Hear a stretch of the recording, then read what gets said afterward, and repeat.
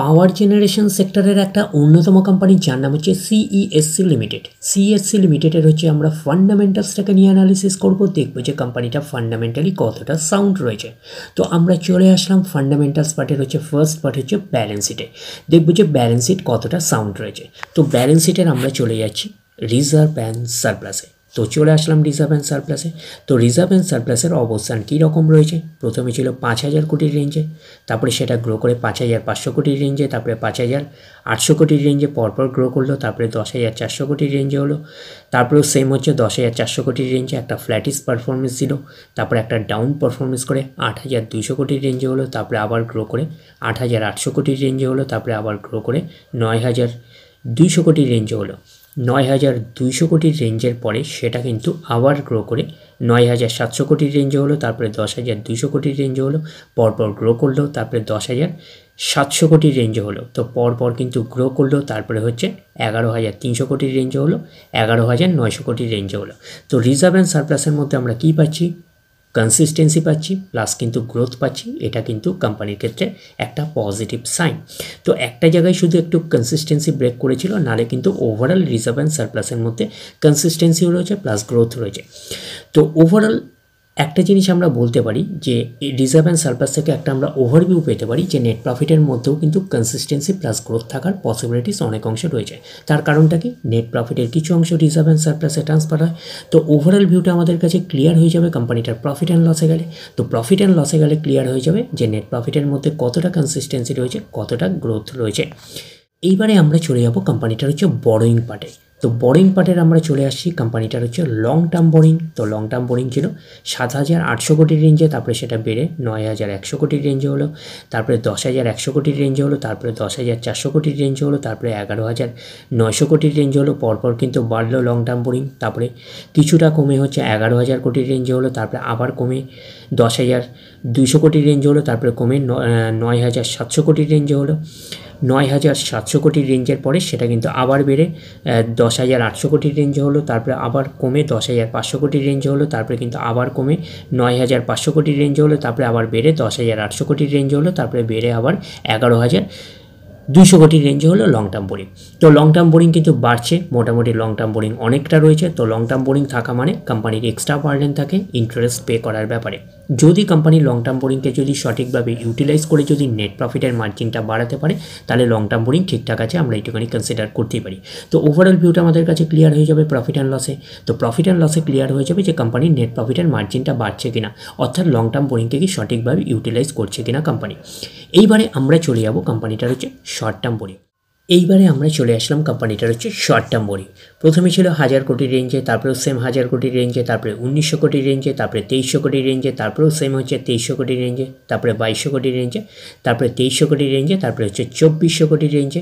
তো 2,400 কোটির রেঞ্জের পরে আমরা যেটা পাচ্ছি সেটা হচ্ছে 3,100 কোটির রেঞ্জে, 4,100 কোটির রেঞ্জে, 4,400 কোটির রেঞ্জে, 3,500 কোটির রেঞ্জে, 4,100 কোটির রেঞ্জে। তো শর্ট টার্ম বোরিং হচ্ছে ফ্ল্যাকচুয়েটিং ম্যানারে থাকে, প্রতি বছর আপস অ্যান্ড ডাউনস করে। তো আমরা শর্ট টার্ম বোরিংয়ের থেকে বেশি যেটা গুরুত্ব দিই সেটা লং টার্ম বোরিংকে। তো লং টার্ম বোরিং রয়েছে এখন 11,200 কোটির রেঞ্জে। এইবারে আমরা চলে যাব কোম্পানিটার হচ্ছে ক্যাশ অ্যান্ড ক্যাশ ইকুইভ্যালেন্টে, দেখব যে ক্যাশ অ্যান্ড ক্যাশ ইকুইভ্যালেন্টের অবস্থান কী রকম রয়েছে। তো আমরা চলে আসলাম কোম্পানিটার ক্যাশ অ্যান্ড ক্যাশ ইকুইভ্যালেন্টে। প্রথমে ছিল 1,300 কোটির রেঞ্জে, 1,200 কোটির রেঞ্জে, তারপরে 1,000 কোটির রেঞ্জে, 1,100 কোটির রেঞ্জে, 1,600 কোটির রেঞ্জে, 1,100 কোটির রেঞ্জে, 1,000 কোটির রেঞ্জে, 1,900 কোটির রেঞ্জে। তো 1,900 কোটির রেঞ্জের পরে আমরা যেটা পাচ্ছি সেটা 1,800 কোটির রেঞ্জে, 3,200 কোটির রেঞ্জে, 2,500 কোটির রেঞ্জে, 2,700 কোটির রেঞ্জে, তারপরে হচ্ছে 3,000 কোটির রেঞ্জে ক্যাশ অ্যান্ড ক্যাশ ইকুইভ্যালেন্ট রয়েছে। তো ওভারঅল আমরা এই ব্যালেন্স শিটটাকে কিন্তু অ্যাটলিস্ট কিন্তু 4 স্টার টাইপের ব্যালেন্স শিট হিসাবে কনসিডার করতেই পারি। তো সেই হিসাবে আমরা দেখতে পাচ্ছি ক্যাশটা ঠিকঠাকই আছে, 3,000 কোটির রেঞ্জে ক্যাশ রয়েছে। আর কোম্পানিটার হচ্ছে শর্ট টার্ম বোরিং তো ন্যাচারাল ব্যাপার, আমরা জানি যে ফ্ল্যাকচুয়েটিং ম্যানারে থাকে, প্রতি বছর আপস অ্যান্ড ডাউনস করে। তো শর্ট টার্ম বোরিং রয়েছে 4,100 কোটির রেঞ্জে রয়েছে। আর হচ্ছে লং টার্ম বোরিংকেই আমরা বেশি গুরুত্ব দিই, সেটা হচ্ছে লং টার্ম বোরিং রয়েছে মোটামুটি অনেকটাই রয়েছে, 11,200 কোটির রেঞ্জে হচ্ছে লং টার্ম বোরিং রয়েছে। আর কোম্পানিটার হচ্ছে রিজার্ভ অ্যান্ড সারপ্লাস রয়েছে কত, 11,000 থেকে 12,000 কোটির রেঞ্জে আপনারা বলতে পারেন রিজার্ভ অ্যান্ড সারপ্লাস রয়েছে। এইবারে আমরা চলে যাব কোম্পানিটার হচ্ছে প্রফিট অ্যান্ড লসে। তো চলে আসলাম প্রফিট অ্যান্ড লসে। তো আমরা ডিরেক্টলি চলে যাব কোম্পানিটার হচ্ছে নেট প্রফিটে, দেখবো যে নেট প্রফিটের অবস্থান কীরকম রয়েছে। তো চলে আসলাম নেট প্রফিটে।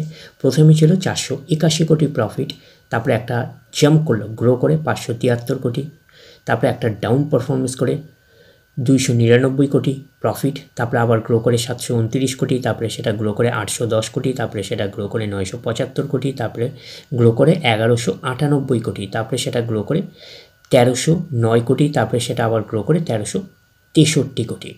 তো 1363 কোটির পরে আমরা যেটা দেখতে পাচ্ছি সেটা আবার গ্রো করে 1404 কোটি, তারপরে আবার একটা স্লাইটলি ডাউন পারফরমেন্স করে 1397 কোটি, তারপরে সেটা আবার গ্রো করে 1447 কোটি, তারপরে সেটা আবার গ্রো করে 1477 কোটি। তো ওভারঅল নেট প্রফিটের মধ্যে একটা কনসিস্টেন্সি প্লাস গ্রোথ পাচ্ছি, শুধু একটা জায়গায় কিন্তু একটা কনসিস্টেন্সি ব্রেক করেছে, আর নালে কিন্তু ওভারঅল নেট প্রফিটের মধ্যে কনসিস্টেন্সিও রয়েছে প্লাস কিন্তু গ্রোথ রয়েছে। এটা কিন্তু কোম্পানির ক্ষেত্রে একটা পজিটিভ সাইন। তো রিজার্ভ অ্যান্ড সারপ্লাস থেকে একটা আমরা ওভারভিউ পেয়েছিলাম যে নেট প্রফিটের মধ্যে কনসিস্টেন্সি প্লাস গ্রোথ থাকার পসিবিলিটিস রয়েছে। তো নেট প্রফিটের মধ্যে আমরা কনসিস্টেন্সিও পাচ্ছি প্লাস কিন্তু গ্রোথও পাচ্ছি। তো কোম্পানি লং টার্ম বোরিংকে কি সঠিকভাবে ইউটিলাইজ করছে? তো কোম্পানি লং টার্ম বোরিংকে কিন্তু সঠিকভাবে ইউটিলাইজ করছে বলেই কিন্তু নেট প্রফিটের মার্জিনটা কিন্তু বাড়ছে। তো ওভারঅল আমরা এই প্রফিট অ্যান্ড লসটাকে কিন্তু 5 স্টার টাইপের প্রফিট অ্যান্ড লস হিসাবে কিন্তু কনসিডার করতেই পারি। এইবারে আমরা চলে যাব কোম্পানিটার শেয়ার হোল্ডিং প্যাটার্নে, দেখব কার কী অবস্থান রয়েছে। তো আমরা চলে আসলাম শেয়ার হোল্ডিং প্যাটার্নে। তো শেয়ার হোল্ডিং প্যাটার্নে হচ্ছে প্রমোটার মিন্সকে কোম্পানির ওনার কত পার্সেন্ট স্টেক হোল্ড করে রয়েছে? 52.11%। এফআইএস ফরেন ইনস্টিটিউশনাল ইনভেস্টার রয়েছে 13.30%। ডিআইএস আছে ডোমেস্টিক ইনস্টিটিউশনাল রয়েছে 22.63%। আর গভর্নমেন্ট রয়েছে না থাকার মতন 0.01%, আর পাবলিক রয়েছে 11.96%। তাহলে এইটুখানি বলবো প্রত্যেকেরই কিন্তু কম বেশি ইনভলভমেন্ট রয়েছে। তো শেয়ার হোল্ডিং প্যাটার্নটাকে একটা ডিসেন্ট টাইপের শেয়ার হোল্ডিং প্যাটার্ন হিসাবে আমরা কনসিডার করতেই পারি। তো কোম্পানিটার নাম কি? কোম্পানিটার নাম বলাই হয়ে গেছে সিএসসি লিমিটেড। তো কোম্পানিটা হচ্ছে পাওয়ার জেনারেশন সেক্টরের একটা অন্যতম কোম্পানি, এটুখানি কিন্তু মাথায় রাখবেন, generation and distribution of electricity. তো কোম্পানিটার আমরা যদি মার্কেট ক্যাপিটালাইজ যাই, তো কোম্পানিটার মার্কেট ক্যাপিটালাইজ হচ্ছে অ্যাপ্রক্স 24,000 কোটি টাকার মার্কেট ক্যাপিটালাইজ, অর্থাৎ এই কোম্পানিটাকে আমরা মিড ক্যাপ টাইপের কোম্পানি হিসাবে কনসিডার করতেই পারি। তো কোম্পানিটার আমরা যদি আরওসি দেখি, রিটার্ন অন ক্যাপিটাল এমপ্লয়েড 11.6%, আর আরওই রিটার্ন অন ইকুইটি আছে কত? 12.1%। তাহলে আরওসি আর আরওই হচ্ছে মোটামুটিভাবে একটা ডিসেন্ট টাইপের হিসাবে কনসিডার করতেই পারি। তো কোম্পানির পারফরমেন্সের উপরে কিন্তু ডিপেন্ড করে আরওসি আর আরওই। আগামী দিনে যদি কোম্পানি আরও ভালো পারফরমেন্স করে, আরও গ্রোথ দেখাতে শুরু করে, তাহলে আরওসি আর আরওই হচ্ছে আরও ইমপ্রুভ করবে। তো এইবারে আমরা চলে যাব কোম্পানিটার হচ্ছে চার্ট প্যাটার্নে, দেখবো যে শেয়ার হোল্ডারদের কতটা রিটার্ন জেনারেট করেছে। তাহলে আমরা চলে যাচ্ছি কোম্পানিটার চার্ট প্যাটার্নে। আমরা চলে আসলাম কোম্পানিটার হচ্ছে চার্ট প্যাটার্নে। তো সিএসসি লিমিটেড এখন ট্রেড করছে কত? 183 টাকা 76 পয়সায় এখন ট্রেড করছে। আমরা যদি চলে যাই কোম্পানিটার মার্কেট ক্যাপিটালাইজ হচ্ছে অলরেডি বলে দেওয়া হয়েছিল 24,000 কোটি টাকার অ্যাপ্রক্স মার্কেট ক্যাপিটালাইজ, অর্থাৎ এই কোম্পানিটাকে আমরা মিড ক্যাপ টাইপের কোম্পানি হিসাবে কনসিডার করতেই পারি। তো কোম্পানিটার পিই রেশিও কত আছে? 17.23 হচ্ছে পিই রেশিও। এবং কোম্পানিটার আমরা যদি 52 উইক হাই দেখি, কোম্পানিটার 52 উইক হাই হচ্ছে 212 টাকা 49 পয়সা হচ্ছে 52 উইক হাই। এবং কোম্পানিটার আমরা যদি 52 উইক লো দেখি, 109 টাকা 75 পয়সা হচ্ছে 52 উইক লো। তো কোম্পানিটার আমরা যদি একদিনের পারফরমেন্সে যাই, 0.5% মতন নেগেটিভ রিটার্ন জেনারেট করেছে একদিনে।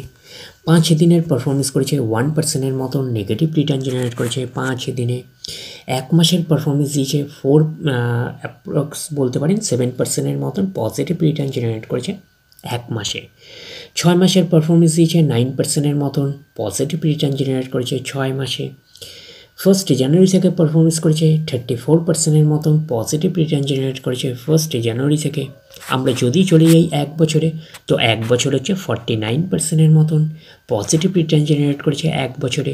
তো ন্যাচারাল ব্যাপার, আমরা জানি যে শর্ট টার্মে সেভাবে ওয়েলথ ক্রিয়েট হয় না স্টক মার্কেট থেকে, যত লং খেলবেন স্টক মার্কেটে তত হচ্ছে ওয়েলথ ক্রিয়েট হয়। বাট এই কোম্পানিটা কিন্তু শর্ট টার্মে অর্থাৎ 1 বছরে কিন্তু একটা ডিসেন্ট টাইপের পারফরমেন্স করেছে, আমরা এটুকুনি বলতে পারি। 49% মতন পজিটিভ রিটার্ন জেনারেট করেছে 1 বছরে অর্থাৎ শর্ট টার্মে।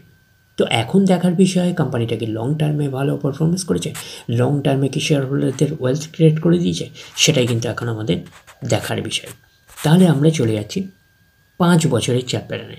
তো 5 বছরে পারফরমেন্স করেছে 146%-এর মতন পজিটিভ রিটার্ন জেনারেট করেছে 5 বছরে। তো 100% মানে ইনভেস্টমেন্ট ডাবল, তো ইনভেস্টমেন্টকে কিন্তু ডবলের অনেকটাই বেশি করে দিয়েছে 5 বছরে। তো সেই হিসাবে কিন্তু একটা ডিসেন্ট টাইপের পারফরমেন্স করেছে 5 বছরে, আমরা এইটুখানি কনসিডার করতেই পারি। এইবারে আমরা চলে যাব কোম্পানিটার ম্যাক্সিমাম চার্ট প্যাটার্নে। তো ম্যাক্সিমাম চার্ট প্যাটার্ন হিসাবে পারফরমেন্স করেছে 6087%-এর মতন পজিটিভ রিটার্ন জেনারেট করেছে অল টাইম বা ম্যাক্সিমাম। তো কোম্পানিটা লিস্টেড হয়েছে কবে, 1999-এ। তাহলে 1999 থেকে এখনও অবধি রিটার্ন জেনারেট করেছে 6087%-এর মতন পজিটিভ রিটার্ন জেনারেট করেছে অল টাইম বা ম্যাক্সিমাম। তো ম্যাক্সিমাম চার্ট প্যাটার্নটা কিন্তু লেফট টু রাইট ওপরের দিকে মুভ করছে, তো সেই হিসাবে কিন্তু একটা ডিসেন্ট টাইপের চার্ট প্যাটার্ন হিসাবে আমরা কনসিডার করতেই পারি। যেহেতু কোম্পানিটা একটা মিড ক্যাপ টাইপের কোম্পানি, যেরকম আপনাদের রিটার্ন হিউজ দেবে সেরকম কিন্তু বড় বড় কারেকশানস হবে। তো এইসব জায়গাগুলো যদি এক্স্যাক্টলি ক্যালকুলেশন করে দেখেন, দেখতে পাবেন যে বড় বড় কারেকশানস রয়েছে। স্টকটার নেচারই এরকম। তাছাড়া এটা হচ্ছে পাওয়ার জেনারেশন সেক্টরের একটা স্টক। তো পাওয়ার জেনারেশন সেক্টর থেকে কিন্তু সেই অর্থে কিন্তু অন্য অন্য সেক্টরের মতন কিন্তু ওয়েলথ ক্রিয়েট পসিবল হয় না, যেহেতু গভর্নমেন্টের একটা ইনভলভমেন্ট থাকে পাওয়ার সেক্টরের ওপরে। এটুখানি মাথায় রাখবেন।